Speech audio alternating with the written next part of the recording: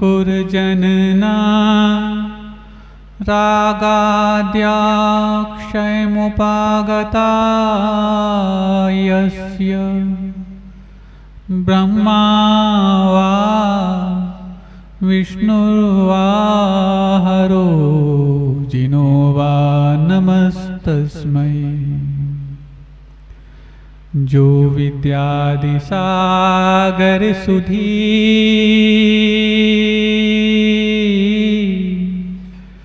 जो विद्यादि सागर सुधी गुरु हैं हितैषी शुद्धात्म में निरत नित्य हितोपदेशी। वे पाप ग्रीष्म ऋतु में जल हैं सयाने पूजूं उन्हें सतत केवल ज्ञान पाने। पूजूं उन्हें सतत केवल ज्ञान पाने।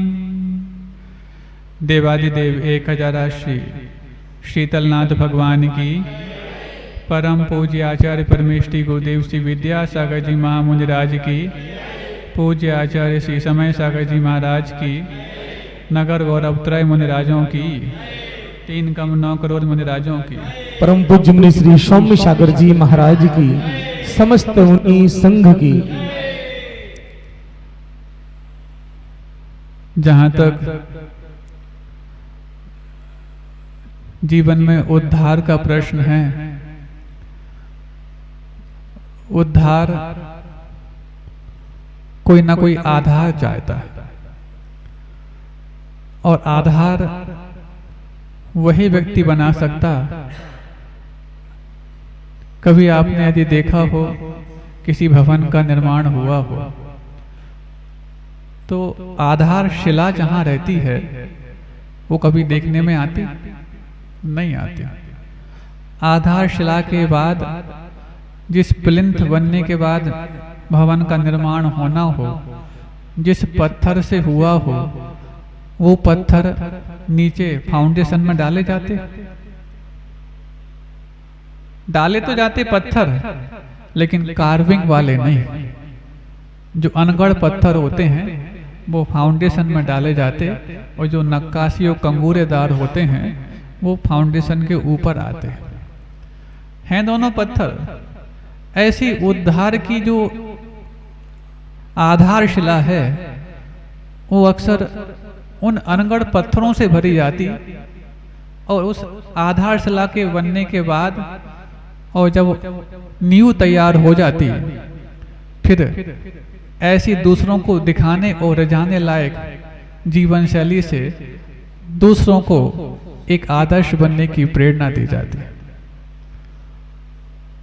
अब जब बात आती कि फाउंडेशन के नीचे तो वो सारे पत्थर गए जिनको देखने की इच्छा किसी को नहीं होती।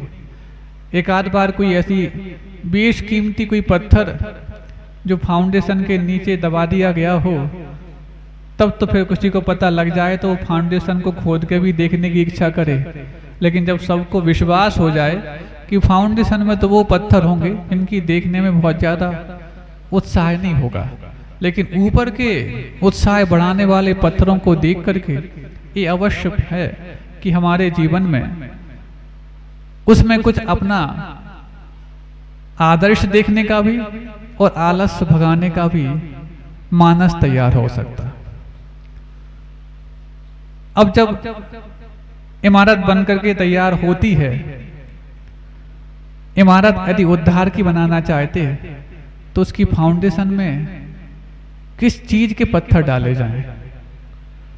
आप लोगों के जीवन में उद्धार यदि आस्था का विषय हो तो वही मानते हैं जो पूज्य गुरुदेव रास्ता स्वयं चुने और उनके शिष्यों को चुनने के लिए बोल गए।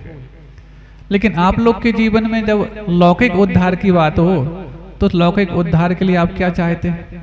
अच्छी सुख सुविधाएं हों, अच्छे अर्थोपार्जन के उपाय हों, अच्छे और हमारे परिवार में सुकून हो, ताकि किसी प्रकार से दिमाग में हलचल और उथल पुथल ना हो। यही सब आपके जीवन के उद्धार आप मानते हैं। कुछ और भी मानते होंगे जो इन्हीं सब में इंक्लूड हो जाएंगे। जिसको अपने लौकिक जीवन में लौकिक उद्धार की अभ्यास हो जाती है, फिर वही अभ्यस्त व्यक्ति पारमार्थिक जीवन में भी उसका अनुभव नई दिशा में और नए प्रयोग के साथ अंजाम दे पाता है। बोलते ना, जो कम में सूरा सो धम में सूरा। ये जो सूत्र है, ये सूत्र ही बताया जा रहा है कि पत्थर दोनों एक जैसे हैं। फाउंडेशन में डाले गए वो भी पत्थर वही पत्थर हैं, और जो ऊपर इमारत बनाने वाले पत्थर वो भी पत्थर ही हैं। लेकिन इमारत बनाने वाले पत्थर सबके लिए आकर्षित करने वाले होते, लेकिन फाउंडेशन में डाले गए पत्थर भी उस इमारत को थामने वाले होते। यदि वो फाउंडेशन में जितने ऊपर मजबूत पत्थर हैं उससे कमजोर डाल दिए जाएं, तो इमारत कब तक ठहरेगी बताओ? कभी बनाया ऐसा मकान आपने? बल्कि इमारत भले ही ईंट की बनानी हो, लेकिन फाउंडेशन कभी ईंट की किसी ने बनाई हो तो बताओ क्यों? बहुत नगर की बात करते हो, हाँ? नगर की बात तो बहुत करते हो। किसी ने आज तक इमारत को ईंटों से बनाया हो तो ठीक है, लेकिन फाउंडेशन ईंटों से बनाई हो।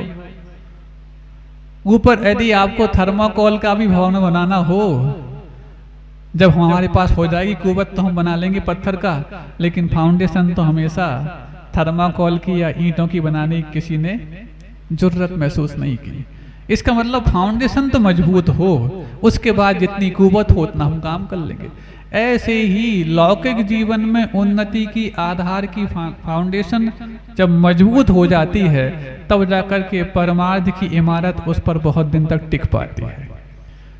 महाराज सुनते तो हम ये हैं कि लौकिक जीवन में जिन्होंने अपने जीवन में कुछ नहीं कर पाया, वो जाकर के बाद में सन्यासी बन गए, और सन्यासी बनने के बाद बड़ा काम करने लग गए। कुछ नहीं करने का मतलब दुनिया में सबसे बड़ा करना है कुछ नहीं करना। सबसे बड़ा करना कुछ नहीं करना, हाँ, हाथ पे हाथ धर के बैठना बहुत बड़ा करना माना जाता है। बैठ के देख तो लो एक आध दिन। भगवान के सामने बैठते हो कि शीतलनाथ भगवान के सामने कितनी देर बैठ पाते? महाराज दुनिया के सारे विचार और उल्टे सीधे विचार उसी समय आते जब हाथ पे हाथ धर के बैठते। अब सोचो, हाथ पे हाथ धर के बैठ करके जितना दूसरों के सामने तुम आदर्श दिख रहे हो, उतने भीतर से आदर्श बनने के लिए कितनी मेहनत करनी पड़ती होगी। बैठ तो रहो, जब कुछ कर रहे हैं तब जाके विचार इतने खराब नहीं आते होंगे आप लोगों के मन में, लेकिन जैसे करना बंद करते हो सारे विचार आते, अच्छे भी आते बुरे भी आते। तो उस समय अपने बुरे विचारों पर काबू पाना, वो भी हाथ पैर चलाए बगैर पाना, बहुत बड़ी कसरत है। और ये कसरत करना जो सीख जाता है, उसी की फाउंडेशन भी मजबूत दिखती नजर आती, और उसी की इमारत भी बहुत मजबूत बन जाती। कैसे हो, कैसे करें? आप लोगों ने अभी हमने जैसे उदाहरण दिया गांधारी का, प्रवचन प्रारंभ होने के पूर्व, वही दृष्टांत अभी याद आ रहा किसी अलग प्रसंग में। क्योंकि अध्यात्म को प्राप्त करने के लिए अध्यात्म के पीछे छुपे हुए रहस्य को पकड़ पाना भी बहुत आवश्यक है। और अध्यात्म के रहस्य को पकड़ने के लिए इससे विपरीत हम जो कर रहे हैं उसकी गलतियों और गलतियों के परिणाम को समझना भी आवश्यक है। क्या हो रहा है इस तरफ? अब सुनो, नाम सुना आपने गांधारी का? सबने सुना? महाराज नाम भी सुना है, और कुछ लोग तो वैसे काम भी करते रहते हैं। आपके यहाँ नहीं, हम कहीं और की बात कर रहे हैं। जो भी बात आपको पसंद नहीं आया ये समझना कि ये मुंगावली की नहीं, कहीं और की बात कर रहे हैं। और जो आपको अच्छी लगे समझना मुंगावली की है। कम से कम यदि आपको ये वाली बात अच्छी लगी तो उसका अनुमोदन कर लो। बहुत स्वार्थी हो, जब खुद की तारीफ की बात आए तुरंत ताली बज जाती है। ताली जब बजाओ जब तुम्हारी थोड़ी अंदर से खुरापात बाहर आए। तो गांधारी जिसके बारे में प्रसिद्धि लौकिक मान्यता के हिसाब से बोल रहे हैं, बाकी पांडव पुराण में अथवा हरिवंश पुराण में क्या विषय है वो हम अभी लाना नहीं चाहते। उदाहरण तो लौकिक ज़्यादा समझ में आते हैं, ये उदाहरण मान के चलना, क्या है इसके पीछे, ये सत्य है कि नहीं है, ये महत्वपूर्ण नहीं। लेकिन इस प्रकार की घटनाएं लौकिक जीवन में घटना आसान है और घटती ही रहती हैं। तो हम उस हवाले से प्रसंग लाना चाह रहे हैं जो आपने देखा भी है और सुना भी है, कि गांधारी ने अपनी आंख पे पट्टी बांध के रखी थी ना। क्यों रखी थी ये भी आप जानते होंगे, क्योंकि उनके पति धृतराष्ट्र अंधे थे। तो समानता के अधिकार की जो बात रखते हैं कि पुरुषों के बराबर समान अधिकार हमें मिले, पहले की महिलाएं समानता के अधिकार की बात नहीं करती थी, समानता और बल्कि उससे बढ़कर के कर्तव्य निभाने की बात करती थी। तब जाकर के वो भले ही आंख पे पट्टी बांध ले, लेकिन आंख पे पट्टी बांधने के बाद दुनिया को भले ही ना देख पा रही हो, दुनिया उनको देखने के लिए हमेशा तैयार रहती थी, कि इसको वो बोलते हैं समर्पण की पराकाष्ठा। आज woman liberalization, woman empowerment, uniformity, ये सब बातें तो बहुत कही जाती है कि नारी स्वातंत्र, नारी सुरक्षा, नारी सशक्तिकरण, ये नारे बहुत दिए जाते हैं। लेकिन ये सारे नारे बताते हैं कि आप अधिकार की बात कहते हो, लेकिन कर्तव्यों की ओर जब दृष्टिपात करोगे तो आज वर्तमान में बहुत बिरले उदाहरण देखने को मिलेंगे, और पुराणों में सारे उदाहरण नारियों के अपने कर्तव्य के उत्थान के अवश्य देखने को मिलेंगे। तो उन्होंने आंख में पट्टी बांध ली, पट्टी तो बांध ली, लेकिन उसके पश्चात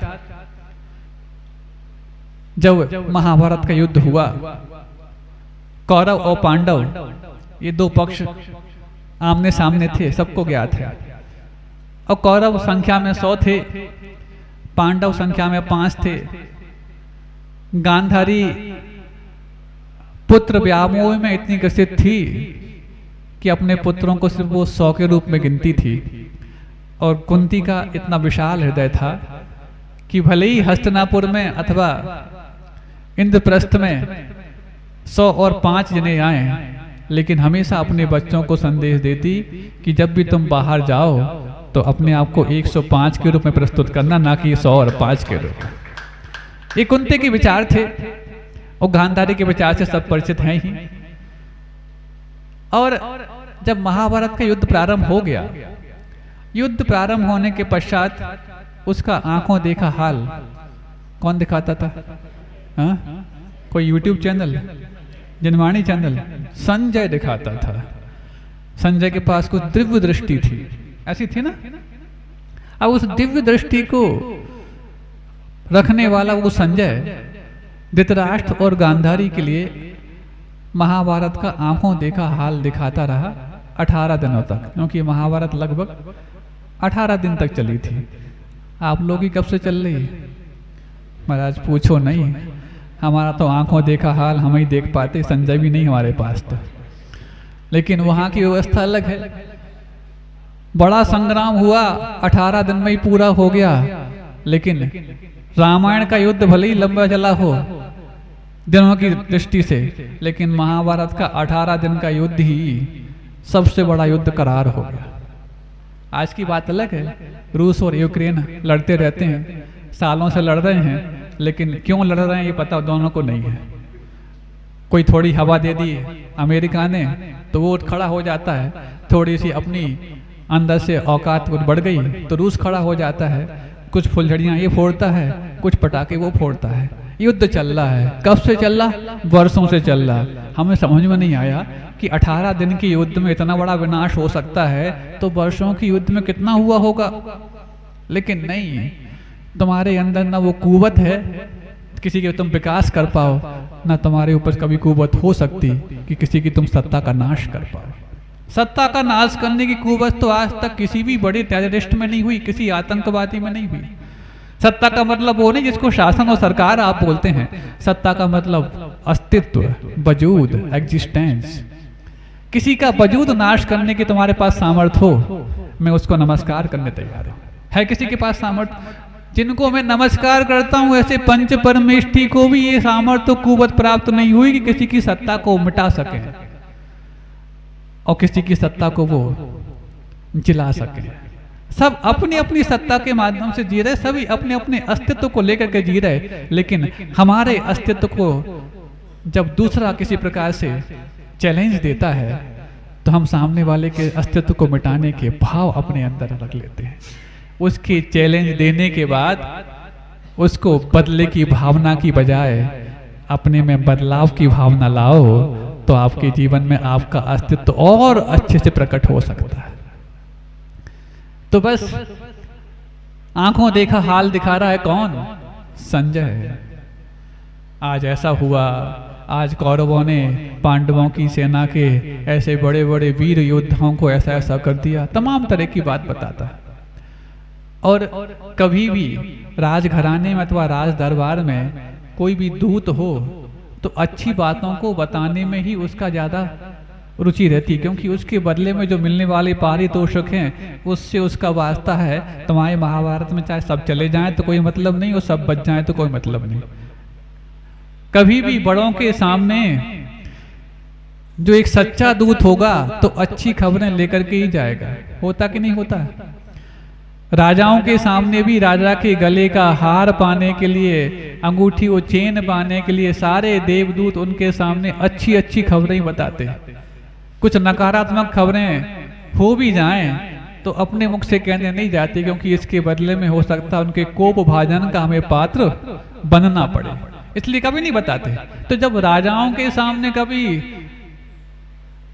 सुन रहे, जब राजाओं के सामने भी नकारात्मक खबरें कभी बताई नहीं जाती तो महाराजाओं के सामने तो नकारात्मक खबरें कभी आने ही नहीं चाहिए। और जो उनको लाने का, तो महाराज जी सच्चाई पता कैसे लगेगी? तुम सच्चाई यदि सिर्फ इतना ही बताना चाहते हो कि सामने वाले ने कहाँ कमी की है, तो ऐसी सच्चाई से तो वो अंधकार ही अच्छा है जिसके बारे में जाने बगैर सबका मन निर्विकल्प रहता है। आगम कहता, गुरु महाराज कहते, वो सच्चाई सच्चाई नहीं जो दूसरे की कमी बताने के लिए तुम्हें प्रकट करने की इच्छा हो जाए। खुद की कमी बताना हो तो गुरु के पास जाकर के बहुत अच्छे से बताओ, वो नकारात्मक बात नहीं मानी जाएगी, वो तो तुम्हारे अंदर के भीतर के सकारात्मक भविष्य की पहचान मानी जाएगी।